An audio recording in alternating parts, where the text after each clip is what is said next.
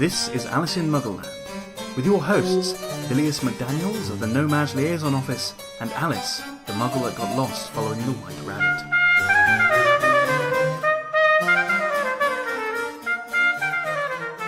Hello once again. You are listening to Alice in Muggleland.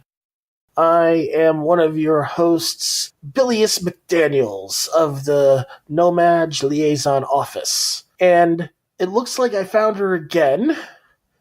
Hi. The No-Maj Alice. Hello, Alice. Hi, Bill. How was your No-Maj week? It was surprisingly uneventful, or is that unsurprising? Anyway, it was far from magical. Well, I hope we have a lot to go over, and discuss this week. Thank you once again for being along on this ride. Bill, I have a personal question. What's that?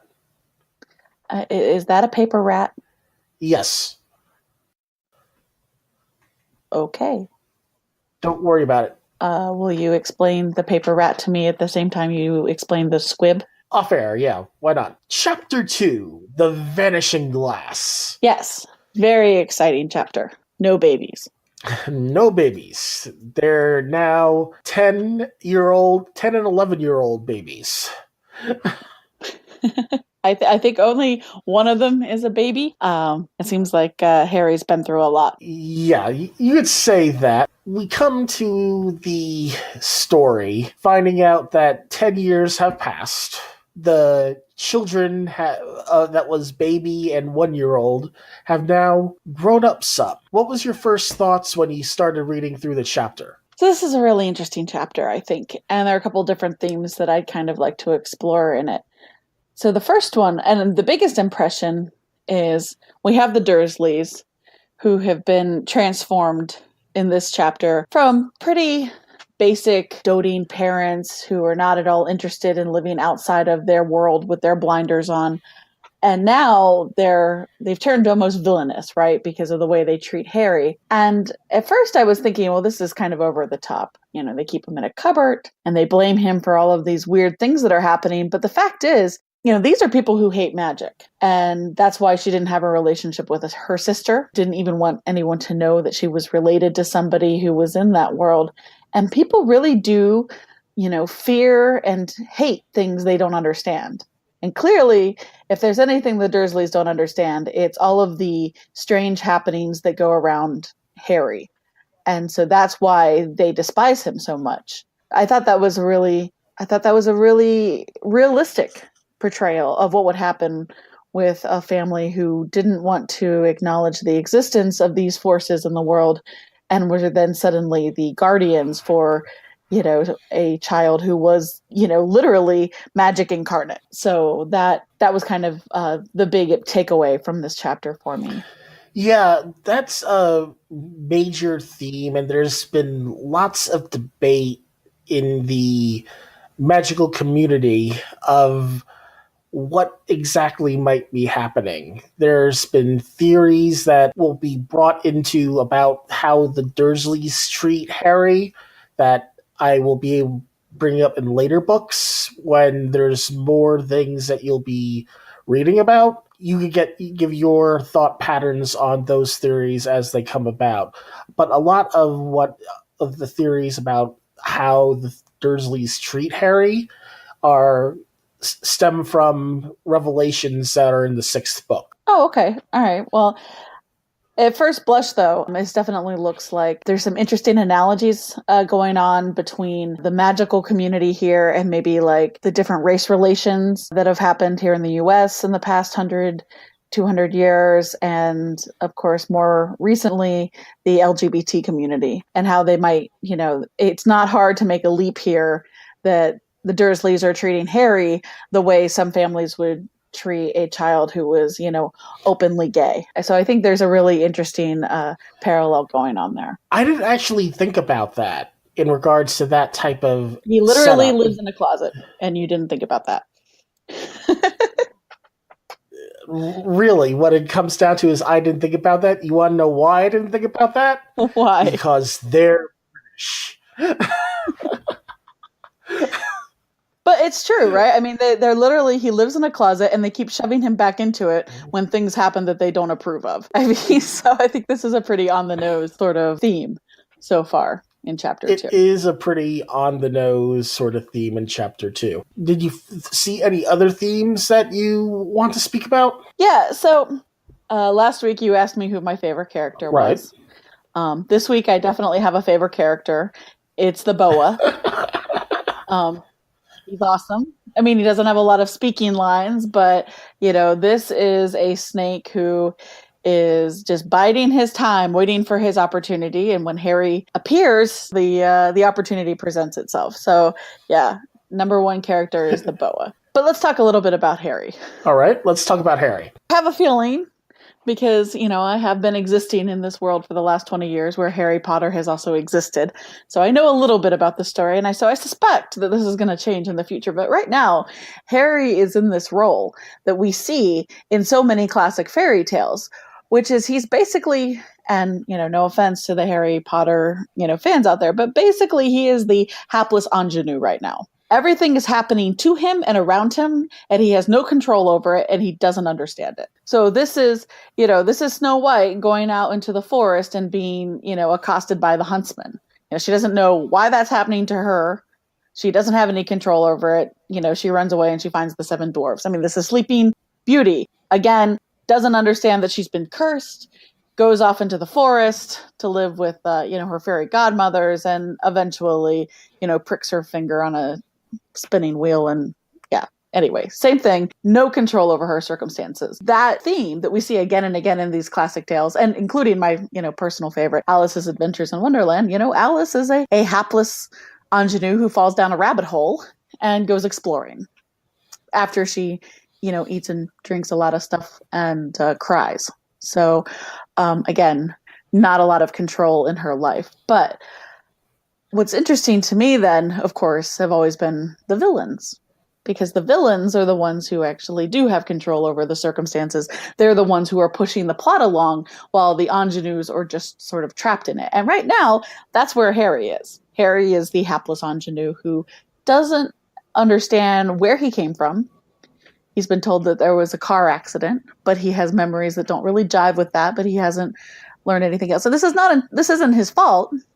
I assume the letter that Dumbledore left explained at least some of this to the Dursleys, and they've decided not to tell him anything. They're keeping him in the dark in the closet. But these strange things keep happening around him anyway. In this case, the glass vanishes, and now the boa, who is definitely the best character in this chapter, is on his way to Brazil. I like to think that now, 20 years later, he has made it, and that boa is sunning himself somewhere on the Copacabana and frightening tourists. So that's very exciting. I hope that he's learned Portuguese. Best character of the book, favorite character of the chapter, definitely the boa. Again, he's been biding his time for a long time, sees Harry as his opportunity, and takes full advantage. Plus, I like the fact that he snapped at, Dudley and his friend Piers, and, I love the detail about the fact that in the car on the ride home, these stories have already grown. That by the time these kids are in their 20s, they're still going to be telling the story. Except now, they've fought off, 20 boas, and, the story is just going to continue to grow. Yeah. So, speaking of Dudley. Yes.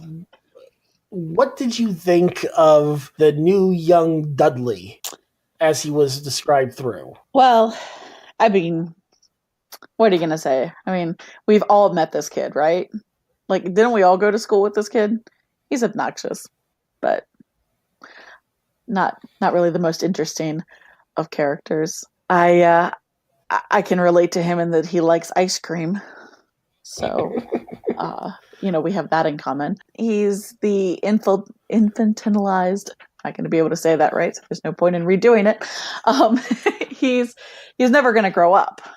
And what I enjoyed thinking about while reading this was what it's going to be like when Dudley meets the real world. Because, he is going to be completely unprepared for what a rude awakening that will be. I'm sure there are going to be a lot of amusing scenes with him in the future, just because he's going to be so utterly unprepared to deal with anything after his parents have kept him coddled and catered to his every whim for his entire childhood.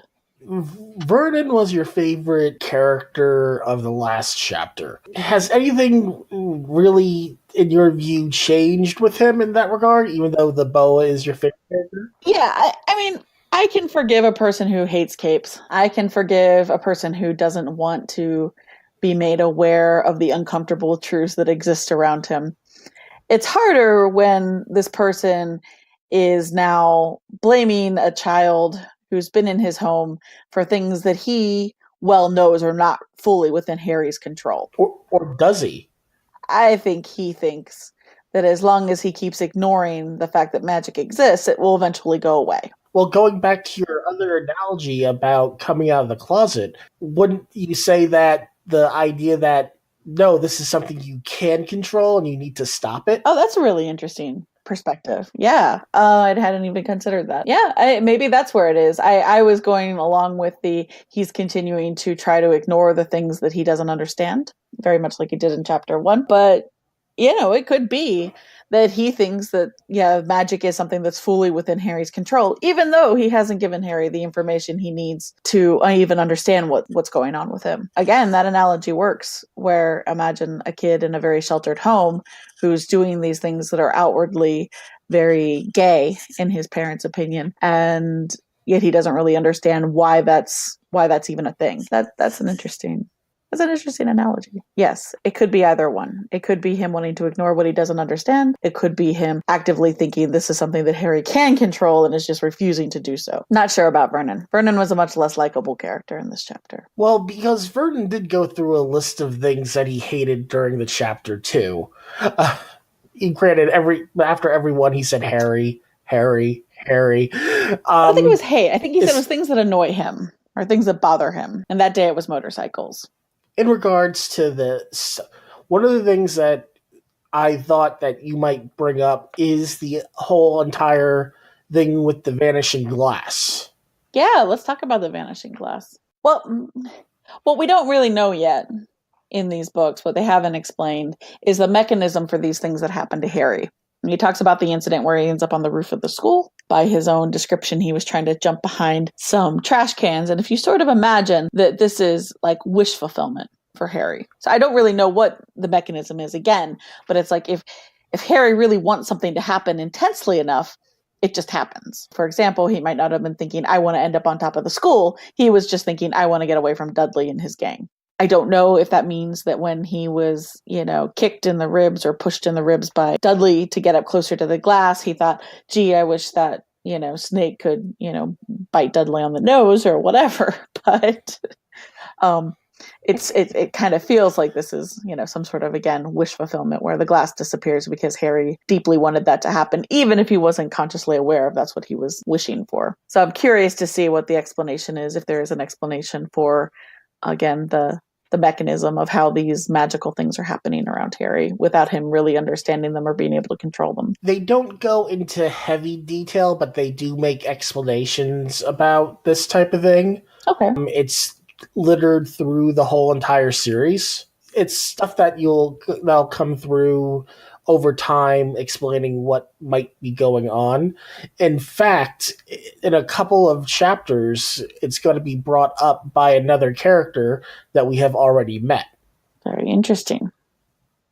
So stay tuned. One of the things that I was thinking, though, because of the Alice in Wonderland aspect, correct me if I'm wrong because you know better than I, Alice going through the looking glass? Yeah, very good. So Alice Through the Looking Glass is about Alice stepping through a glass.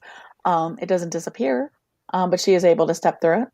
I hadn't really made that connection with this chapter, but I'm glad you brought that up because it's very interesting. In this case, I think that would make the snake Alice because the snake is the one who's leaving through the glass. It's an interesting thing that you bring up. It's also I think there's an innate thing in humans where we like these glass enclosures because it gives us the feeling of danger, but we know we're safe. Right. And so this is an example of that barrier that makes us feel safe because we know it's there, suddenly disappears. But it's glass. So we wouldn't even necessarily see things any differently until the snake was coming at us. I have a feeling that for the Dursleys, and probably a lot of other no-mages, as you call them, these books are going to have a lot of these moments where that safety glass disappears. Moments where a character thinks that they're safe, but they really aren't. I have a feeling that this might be a little bit of foreshadowing for different incidents that will be happening later in the book. It's a great visual, this idea of, this kid peering through the glass, feeling like he's perfectly safe because this glass was there. His father was rapping on it, and then suddenly it's not. And Alice Through the Looking Glass, similar situation, except in this case, she realizes she can walk into the other room, which is on the other side of the looking glass. Not exactly the same, but very similar. You know your stuff. I've been reading up just to try to attempt to be on your level. So the boa is your favorite character of the chapter. Yes. Is it currently your favorite character of the book? Yeah, I think this is definitely going to change, but right now it's the boa. I like him. I like the fact that it wasn't just good enough for Harry to realize that he came from Brazil, but that he was actually bred in captivity. He needed Harry to know his whole story. Maybe that's part of the mechanism for getting Harry to wish that he could be free. Yeah, I like the boa. He's my favorite character in the book so far. Harry, again, I have a feeling he's going to come into his own, but right now he's in this holding pattern where he doesn't understand what's going on around him. He doesn't have any control over it. It makes me feel kind of sorry for him that he's in this situation, but he's not a very compelling character yet. The one thing I don't like about this chapter is how it basically ends. To me, it ends abruptly. Yeah. Basically, it ends with it saying, also, Harry has no friends. Yeah, that was harsh. Because, all through the chapter, there's something in the back of my mind that's saying, well, maybe he has people elsewhere. He has no support at home. He doesn't have any support from the neighbors, it seems, because he didn't like Mrs. Fig and her cats. But, by the way, showing people pictures of every cat you've ever owned is a legitimate way of entertaining guests. So I just want to put that out there.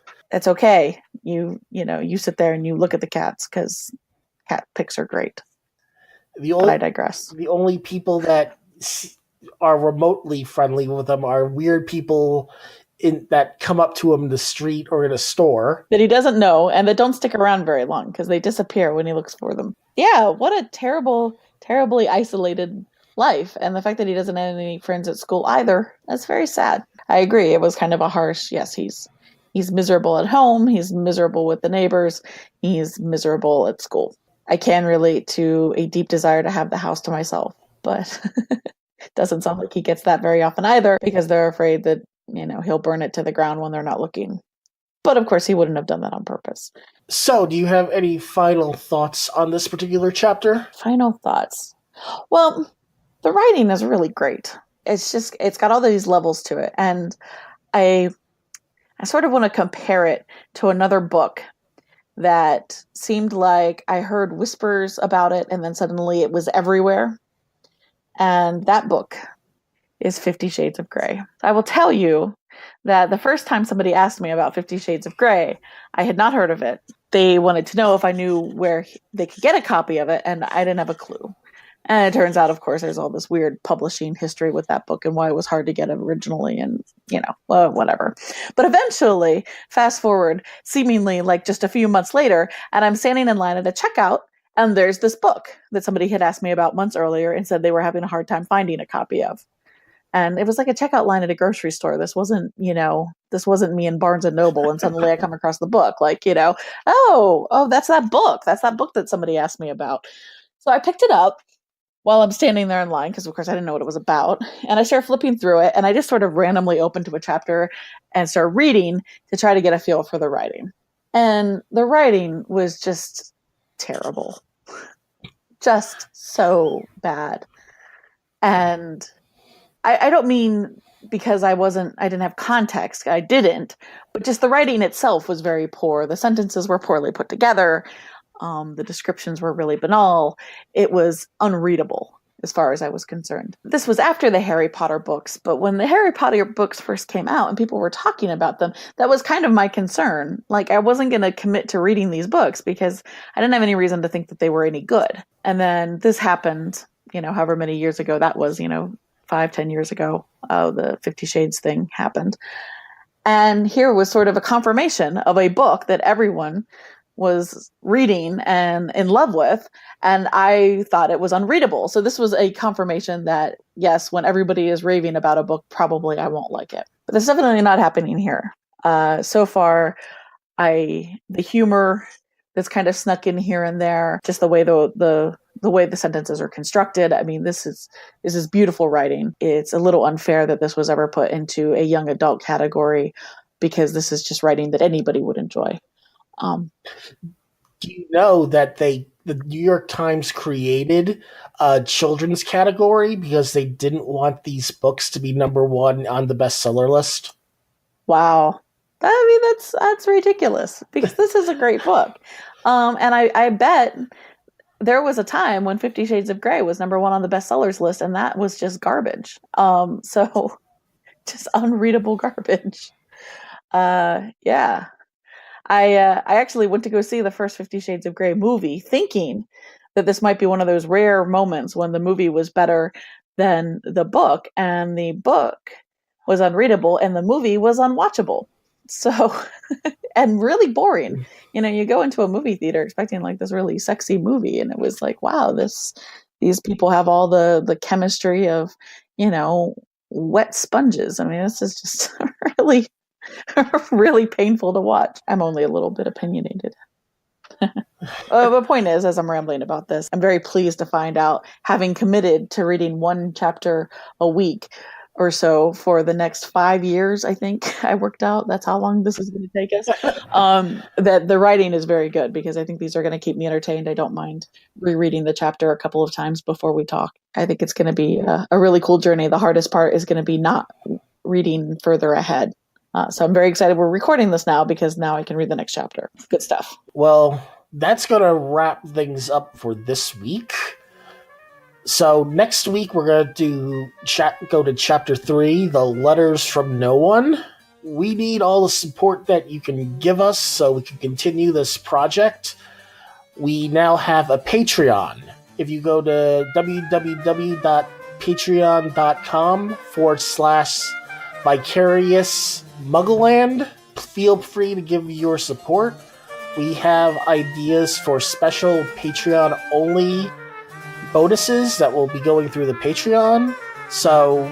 And we have plans for better things to offer. Plus, it will make everything on this podcast better. Except for me. I am Bilius. And I'm Alice. Alice, you're wonderful. I think you're great too, Bill. All right. So until next week, Bye. folks, goodbye.